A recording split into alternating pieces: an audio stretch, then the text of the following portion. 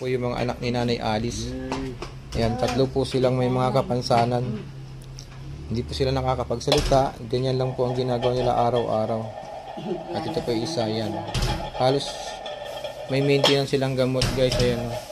Kaya umihingi po ng tulong sa inyo si Nanay Alice na isang housewife lang po sa bahay at ang kanyang asawa ay tricycle driver lang po. May anak po silang tatlo na PWD.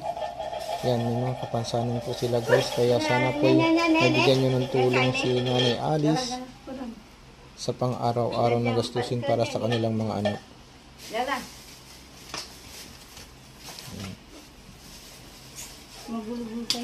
Kaya kung sino man ang makakapanood po ng video ito, sana po matulungan po natin si Nanay Alice. At asahan nyo po na ang inyong tulong ay makakarating po sa kanila. Ayan po. Ayan po siya. Ganyan lang po ang gawain nila araw-araw kasama nila si Nanay Alice. Naging nakabantay sa kanila. Pag walang bantay, magano silang tatlo. Mag-away-away, magkukurutan.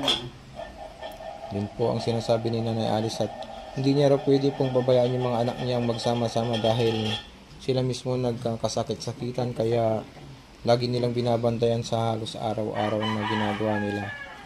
Kaya mga idol, mga kaibigan at kung sino man nanonood dito, pakitulungan po si Nanay Alice. Kahit gusto ko man maghanap buhay, makipaglabasan lang man o kaya mag-inuit, wala, hindi ko magawa dahil walang kasama yung mga anak ko.